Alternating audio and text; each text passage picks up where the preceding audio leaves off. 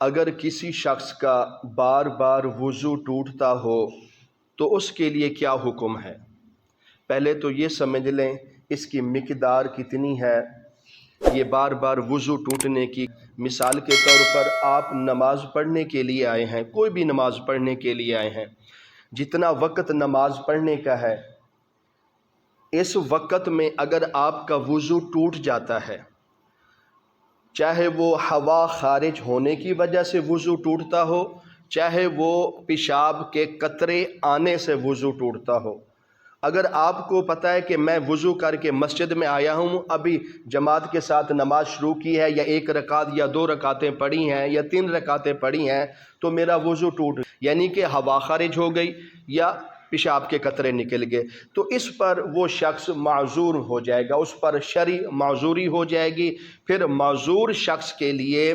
یہ شریعت نے اجازت دی ہے کہ اگر اس کا اس طرح یعنی کہ بار بار وضو ٹوٹتا ہے، وہ ایک وقت کی نماز بھی مکمل نہیں پڑھ سکتا، تو اس شخص کے لیے پھر یہ شرعی حکم ہے کہ وہ 1 مرتبہ وضو کر لے، وضو کرنے کے بعد وہ نماز پڑھ لے، نماز کے دوران چاہے وہ ہوا خارج ہو جائے، چاہے وہ پیشاب کے قطرے نکل آئیں، تو اس کو اس وقت کی نماز اسی ہی پہلے وضو سے مکمل کر لینی چاہیے، اس طرح اس کی نماز یعنی کہ مکمل ہو جائے گی۔ کافی یعنی کہ ایسے بزرگ ہیں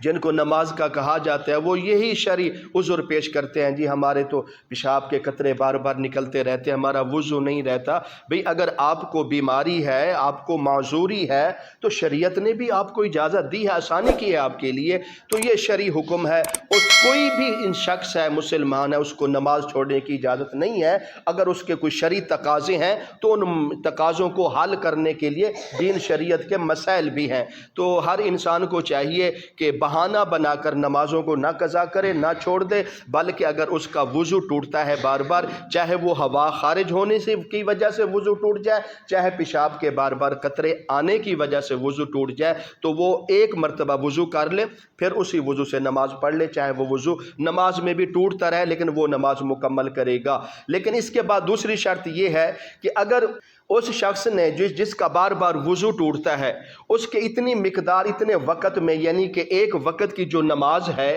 اس نماز کے وقت میں اس کے یعنی کہ ہوا خارج بھی نہیں ہوئی اور اس کے پیشاب کے قطرے بھی نہیں نکلے، تو پھر اس پر وہ شرعی یعنی کہ معذور نہیں ہوگا، پھر اس پر وہی مسائل لاگو ہوں گے جو عام لوگوں پر مسائل لاگو ہیں۔ اگر اسے پتہ ہے کہ میں 1 مرتبہ وضو کر لوں، 5 10 15 منٹ میرا وضو نہیں ٹوٹتا، تو پھر اس کے لیے یہ شرعی تقاضے وہی ہوں گے، پھر اس کو وضو کرنا ہوگا، جماعت کے ساتھ شامل ہونا ہوگا، نماز پڑھنی ہوگی۔ اگر وہ اس کا درمیان میں وضو ٹوٹ جائے تو اس کو دوبارہ وضو کرنا ہوگا، پھر نئے سرے سے نماز پڑھنی ہوگی، کیونکہ وہ اس معذوری میں داخل نہیں ہے۔ اگر جس کو بیماری بار بار ہے اس وضو ٹوٹنے کی، تو اس کے لیے تو شرعی اجازت ہے، اور جس کا وضو اتنے یعنی کہ مقدار میں اتنے وقت میں ٹھہر جاتا ہے، وضو نہیں ٹوٹتا، تو پھر وہ یعنی کہ اسی طرح جو عام لوگ وضو کرتے ہیں نماز کا، وہ اس طرح وضو کرے گا، نماز پڑھے گا، پھر اس کے بعد اس کی نماز مکمل ہوگی۔